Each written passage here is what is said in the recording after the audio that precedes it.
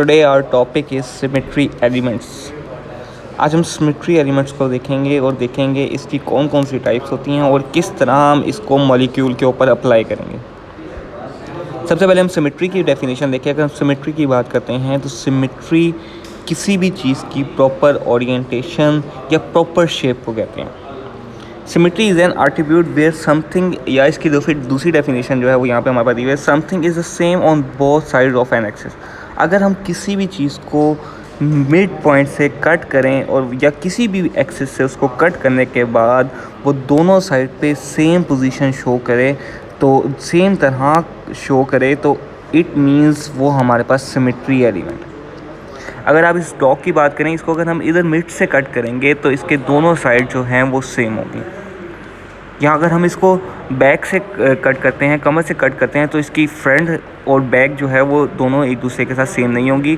तो हम अगर इसका एक ही एक्सिस ठीक होगा कि इसको इस डायरेक्शन में हम कट करें तो इसके दोनों साइड जो हैं वो इक्वल होंगे। इस तरह फ्लावर की एग्जांपल दी हुई है। फ्लावर को जो इसने यहाँ पे आपके पास मार्क किया हुआ है, इनको इन पोजीशन से कट करने पे इसका जो अदर हाफ होगा वो दूसरे हाफ के बिल्कुल सिमिलर होगा। इसकी और ज़्यादा सिंपल एग्जांपल की तरफ चलें तो हम देखते हैं दो टाइप्स होती हैं हमारे पास सिमेट्री की, एक asymmetry and the other one is symmetry. जब हम सिमेट्री की बात करते हैं तो यहाँ पे आपके पास शेप जो है वो सिंपल सी एग्जांपल से एक्सप्लेन किया गया। एक ट्री की शेप बनाई गई है कि इसकी दोनों साइड एक दूसरे की जैसी हैं। जबकि हम दूसरी बात करें एसिमेट्रिक की, तो एसिमेट्रिक में दोनों साइड्स अगर हम इसको मिड से कट करेंगे तो दोनों साइड सेम नहीं होगी। Asymmetry is the absence of violation of symmetry. ये सिमेट्री के ऑपोजिट आपके पास टर्मिनोलॉजी है।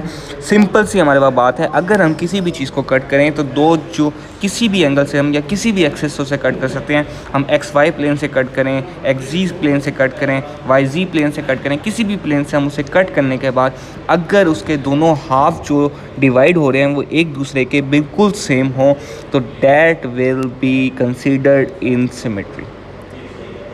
और अगर दोनों पार्ट सेम नहीं होते तो that molecule will be considered in asymmetry. अब सिमेट्री के बाद आगे हम चलते हैं, सिमेट्री ऑपरेशन आता है। सिमेट्री ऑपरेशन हमारे पास वो ऑपरेशन है जिसके थ्रू हम किसी भी मॉलिक्यूल की सिमेट्री को स्टडी करते हैं।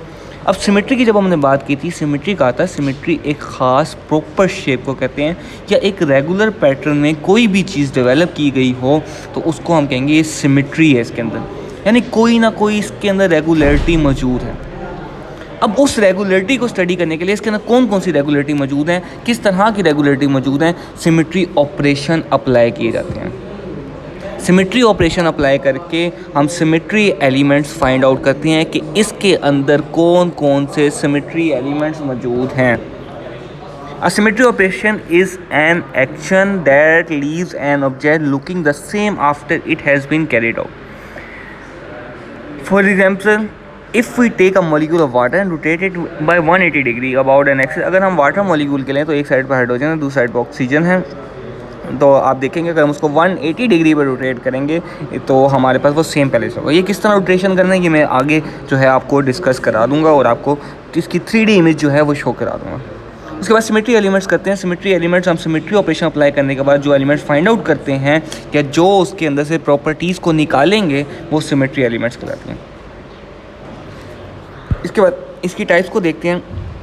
इसकी मुख्तलिफ टाइप हैं। सबसे पहले हमारे पास इसकी टाइप है the identity, and the second one is the rotation axis, and the third one is the mirror plane, fourth one is the rotation reflection axis, and the last one is centre of symmetry या inversion भी हम इसे कहते हैं।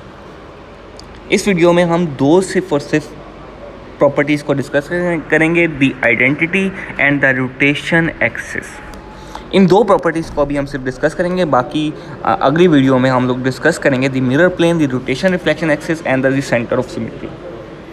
अब एक चीज़ आपको जहन में होनी चाहिए, सिमेट्री के बारे में मैं बार बार आपको बता रहा हूँ कि अगर किसी भी बॉडी की रेगुलर शेप होगी या रेगुलर पैटर्न में शेप होगी तो दैट बॉडी विल कंसीडर्ड या that molecule will be considered as symmetry. इसी तरह जब हम मॉलिक्यूल की बात करते हैं, अगर मॉलिक्यूल को हमें किसी भी डायरेक्शन में कट करने पे वो सेम पहले जैसा मॉलिक्यूल बन जाए तो ये आपके पास मॉलिक्यूल सिमेट्री में। एक और मेन आपके पास जो चीज़ है वो ये है कि जितने भी प्लेन मॉलिक्यूल होते हैं प्लेन मॉलिक्यूल मतलब एक ही प्लेन पे मौजूद हों, वो तमाम सिमेट्री में कंसिडर होते हैं। हम उस प्लेन मॉलिक्यूल को कट ही उसी प्लेन के थ्रू उसको कट करते हैं, जिस वजह से उसकी दोनों हाफ जो हैं वो हाफ मॉलिक्यूल डिवाइड हो जाता है और दोनों हाफ एक दूसरे के सेम होती हैं। अब हमारे ज़हन में सवाल है कि बाकी मॉलिक्यूल क्यों नहीं सिमेट्री या क्यों कट करने पे पहली जैसी पोजीशन शो नहीं करते। ये तमाम इन्हीं चीज़ों के थ्रू एक्सप्लेन करेगा। कभी कभार हमारे पास जो है ये इन्हीं प्रॉपर्टीज़ में से कोई प्रॉपर्टी जो है वो एक से ज़्यादा भी हो सकती है किसी चीज़ के अंदर। अब ये सिर्फ सिमेट्री की कुछ प्रॉपर्टीज़ हैं जिसको हम अलग डिस्कस करेंगे। हम कहेंगे इस मॉलिक्यूल के अंदर ये प्रॉपर्टी मौजूद है, दी आइडेंटिटी मौजूद है, या रोटेशन एक्सिस मौजूद है इसमें, और रोटेशन एक्सिस इसमें ये वाला मौजूद है, दी मिरर प्लेन मौजूद है इसमें, मिरर प्लेन ये वाला मौजूद है, एक्स वाई प्लेन मौजूद है, कौन सा प्लेन मौजूद है इसमें ये देखेंगे, या दी रोटेशन रिफ्लेक्शन एक्सिस इसमें मौजूद है, the centre of symmetry inversion centre इसके अंदर मौजूद है। ये तमाम चीज़ें हम किसी भी मॉलिक्यूल को जब स्टडी कर रहे होते हैं तो हम उसकी सिमेट्री में स्टडी करते हैं।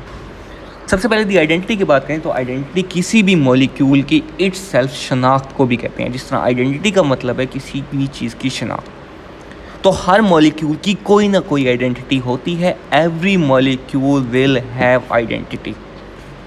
तो सिमेट्री एलिमेंट में ये वाला एलिमेंट जो है दी आइडेंटिटी, ये हर एक मॉलिक्यूल के अंदर मौजूद होगा। जब भी आप किसी मॉलिक्यूल को स्टडी करने जा रहे होंगे तो सिमेट्री एलिमेंट को जब आप बता रहे होंगे तो सबसे पहले आइडेंटिटी आप बताएंगे इसके अंदर मौजूद है, क्योंकि आइडेंटिटी ऐसी प्रॉपर्टी है जो हर एक के अंदर मौजूद होती है। The identity operation consist of doing nothing. इसकी डेफिनेशन देखें, the identity operation consist of doing nothing. इससे हमने कुछ कंसीडर नहीं करना, ना इसके ऊपर कोई चीज़ अप्लाई करनी है। And the corresponding symmetry element in the entire molecule. Every molecule has at least this element. Her molecule के अंदर at least this one element identity will be present. इसके बाद हम बात करते हैं प्रॉपर रोटेशन की। इसको रिप्रेजेंट किया जाता है जिस तरह सिंबल इसके लिए आई या ई का आइडेंटिटी के लिए यूज़ होता है, इसी तरह प्रॉपर रोटेशन के लिए सिंबल यूज़ होता है CN का। Rotation by 360 degree by N leaves the molecule unchanged. It means अगर हम किसी भी मॉलिक्यूल को रोटेट करें किसी ख़ास एंगल पे और वो अनचेंज, यानी हम उसको पहचान ना सकते हों कि ये मॉलिक्यूल हमने चेंज किया है या नहीं किया। रोटेशन देने के बाद मॉलिक्यूल आपके पास सिमिलरली पहले जैसा मौजूद हो तो that rotation will be studied in proper rotation. अब उसी के थ्रू हम इसके CN की वैल्यू देंगे। इस N की जगह कोई ना कोई वैल्यू आएगी, वो कैसे आएगी हम आगे देखते हैं। The H2 molecule has C2 axis. Some molecule है more than one CN axes. किस मॉलिक्यूल के अंदर एक से ज़्यादा CN एक्सेस मौजूद हो सकते हैं। In which case the one with the highest value of N is called the principal axis. तो हम उसको प्रिंसिपल एक्सेस कहेंगे जिसकी N की वैल्यू ज़्यादा से ज़्यादा होगी। यानी अगर किसी मॉलिक्यूल के अंदर C2 मौजूद है, C4 मौजूद है, C6 मौजूद है, तो हम C6 को कंसीडर करेंगे। क्यों? क्योंकि उसके अंदर N की वैल्यू 6 की, इधर हमने N की जगह 6 पुट किया है, C6 जो है वो सबसे N की वैल्यू सबसे ज़्यादा है। That axis will be considered as principal axis. अब हम इसको 3D एनिमेशन की तरफ जाते हैं। 3D एनिमेशन की तरफ जाएंगे तो हम इसको देखते हैं।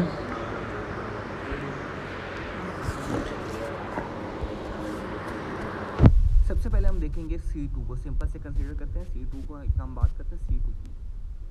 C2 के बाद हमारे पास यहाँ पे एग्जांपल दी हुई है हाइड्रोजन पेरोक्साइड की। ये हाइड्रोजन पेरोक्साइड का मॉलिक्यूल है। इसकी 3D इमेज आपके सामने है सबसे कि किस तरह ये मॉलिक्यूल होता है। ये हाइड्रोजन है, वाइट में आपके पास, रेड में आपके पास ऑक्सीजन मौजूद है, और हाइड्रोजन जो है वो इस तरीके से मौजूद होते हैं। ये एक प्लेन के अंदर नहीं होते, डिफरेंट प्लेन। अब इसकी रोटेशन अगर सपोज ये मौजूद है, हमने ये जो पॉइंट आपके पास दिया हुआ है इधर से पकड़ के इसको रोटेट कराना है, ये हमारे पास मॉलिक्यूल मौजूद है। अगर हम इसको रोटेट करें, ये हमने रोटेशन दी, क्या अब जो मॉलिक्यूल बना है रोटेट करने के बाद पहले जैसा मॉलिक्यूल के बिल्कुल सिमिलर है या नहीं? अगर आप देखेंगे तो हम अगर इसके ऊपर से हम नज़र हटाएं, उसके बाद इसको रोटेट कर दें, बाद में इसकी तरफ देखें तो हम देखेंगे ये मॉलिक्यूल बिल्कुल पहले जैसा ही हमें नज़र आ रहा है। हमें नहीं पता लग रहा कि इसके अंदर हमने रोटेशन भी दी है। तो अगर हम इसकी बात करेंगे इस पर रोटेशन हमने कितने एंगल पे दी है, अगर आप देखेंगे कि रोटेशन तकरीबन टोटली इसकी रोटेशन बनती है 180 डिग्री। ये 180 डिग्री पे रोटेट होने के बाद बिल्कुल पहले जैसा है। तो 360/n था जो आपके पास, 360 डिवाइडेड बाय 180 अगर आप करेंगे तो हमारे पास 2 आंसर आता है। तो इसके अंदर C2 की सिमेट्री मौजूद है। इसके अलावा भी सिमेट्री हो सकती है, बट ये इसके अलावा कोई इसके अंदर सिमेट्री अगर मौजूद है तो वो वैल्यू हम यूज़ करेंगे, या दूसरे मॉलिक्यूल जिस तरह होंगे हम उनकी वैल्यू को भी देखेंगे। C2 के अलावा जो हैं इस मॉलिक्यूल में सिर्फ C2 की सिमेट्री मौजूद है। अगर इसके अंदर किसी ज़्यादा वाली सिमेट्री मौजूद होती तो वो कंसीडर होती, क्योंकि हम प्रिंसिपल एक्सिस उसी को कह रहे होते हैं। ये इसका 3D इमेज है और ये इसका 2D इमेज है H2O2 का। ये आपके पास 3D इमेज आ गया है। ये पॉइंट आपके पास बता रहा है कि इस पॉइंट से पकड़ के हमने इसको रोटेट करना है। ये रोटेट किया और ये अच्छा, ये C2 को एक और तरीके से भी हम देख सकते हैं कि आप देखेंगे कि इसको एक रोटेशन दी, ये एक मॉलिक्यूल के ऊपर आपने आइज़ अपनी फ़िक्स कर लेनी है। अब ये देखें, मैंने उस मॉलिक्यूल को रोटेट किया, ये दूसरी साइड पे आ गया। एक रोटेशन दी, दूसरी रोटेशन दी, तो ये बिल्कुल पहले जैसा हो गया। तो C2 मतलब 2 रोटेशन के बाद वो अपनी पहले जैसी असल हालत में आ रहा है। अब C2 के बाद हम C3 को देखते हैं। C3 हमारे पास मौजूद है, ये हमारे पास मौजूद है molecule CH3 CCl3 trichloro ethane. ये इसका 3D इमेज है आपके पास। ये ग्रीन में जो है आपके पास क्लोरीन है, वाइट में हाइड्रोजन है और ब्लैक में कार्बन है। अब इसको हमने बिल्कुल मिड पॉइंट से जो एरो नज़र आ रहा है यहाँ से पकड़ के, इस पिन से पकड़ के जो एरो ऊपर बनी हुई है, ये देखें आप, ये बिल्कुल नीचे जो मैं एरो कर रहा हूँ ये बनी हुई है, इससे पकड़ के अगर हम रोटेट करें तो ये जो एंगल ऑफ रोटेशन हमने की है ये 120 बनती है। ये सिमिलर है लाइक फ़ैन जो हमारे पे छत पे लगे होते हैं, फ़ैन, सीलिंग फ़ैन जो होते हैं, ये बिल्कुल उस तरह की शेप आपके बन रही है। उन तमाम के दरमियान एंगल जो होता है 120 होता है। तो ये भी 120 डिग्री का एंगल है। तो ये देखें 120 के बाद रोटेशन के बाद ये बिल्कुल आपके पास पहले जैसा मॉलिक्यूल लग रहा है। तो 120 को अगर आप 360 डिवाइड बाई 120 करेंगे तो आपके पास आंसर आएगा 3। तो इसके अंदर C3 की सिमेट्री मौजूद है। इसी तरह ये आपके पास थोड़ा सा कॉम्प्लेक्स मॉलिक्यूल है। इस कॉम्प्लेक्स मॉलिक्यूल को देखें तो ये ट्राइफिनाइल मीथेन है आपके पास, CH3 3 फिनाइल ग्रुप लगे हुए हैं और बीच में आपके पास CH है। तो इसको हम इधर से पकड़ के रोटेट करेंगे बिल्कुल मिड पॉइंट से, CH से H इस रोटेशन है। तो ये भी उतना ही 120 डिग्री एंगल रोटेट करने के बाद हमारे पास बिल्कुल सिमिलर पहले जैसा मॉलिक्यूल बन गया। इसके बाद हम बात करते हैं C4। ये हमारे पास है SF5Cl। अगर आप देखेंगे इसके बाकी तमाम मॉलिक्यूल जो हैं वो आपके पास फ्लोरीन है, सिर्फ एक क्लोरीन इसके अंदर मौजूद है। अच्छा, अगर इसको हम इस तरह रख के रोटेट करते हैं, ये हमारे पास मॉलिक्यूल है, इसको हमने रोटेट किया तो ये बिल्कुल सेम पहले जैसा हो गया इसकी रोटेशन।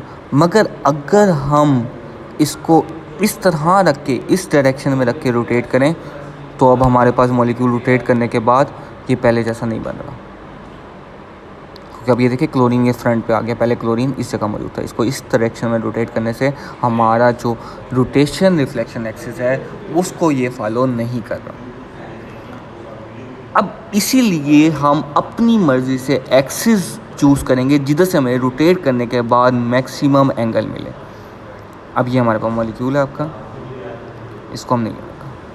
अगर मैं इसको रोटेट करता हूँ, ये जो पॉइंट बना हुआ है इस पॉइंट से पकड़ के, जिसके अंदर क्लोरीन इसी पॉइंट के अंदर आ रहा है, वो नीचे वाला फ्लोरीन भी इसी पॉइंट वाला, ये रोटेट किया हमने। अब ये एक रोटेशन के बाद ये बिल्कुल सिमिलर पहले जैसा होगा।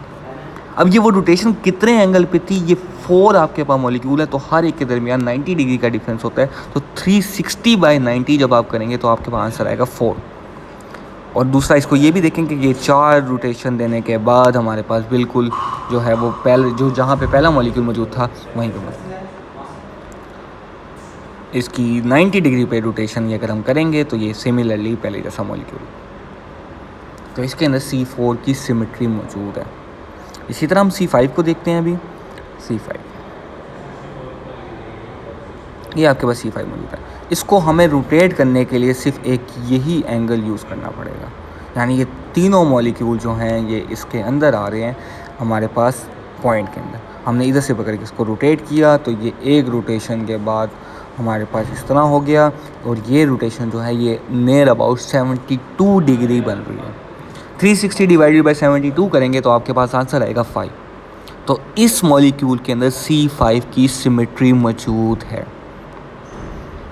ये 5 रोटेशन के बाद अपना जो पहला मॉलिक्यूल था वो अपनी असल जगह पे आ जाएगा। इसको हम और किसी एंगल से पकड़ के अगर रोटेट करें, इस एंगल से पकड़ के रोटेट करें तो ये हमारे पास यूँ होगा, जिस तरह ये वही आपके पास हो गया। और अगर हम इस एंगल से पकड़ के इसको यूँ रोटेट करें तो ये देखें, ये मॉलिक्यूल अगर हम इस तरह मौजूद हो आपके पास, इसको 180 डिग्री पे मैंने इस तरह रोटेट किया तो हमारे पास ये पहले जैसा नहीं बन रहा। यहाँ पे भी हमारे पास पहले जैसा नहीं बन रहा, यहाँ पे आके हमारे पास पहले जैसा। इसीलिए हमें इसको रोटेट कराने के लिए ख़ास एंगल पे रोटेट कराना पड़ेगा और ख़ास डायरेक्शन से, तो हमारे पास ये पहले जैसा मौजूद है। तो आज हमारे पास इसी तरह C6 के लिए होगा, C7 के लिए होगा एंड सो ऑन। तो आज हमने जो है वो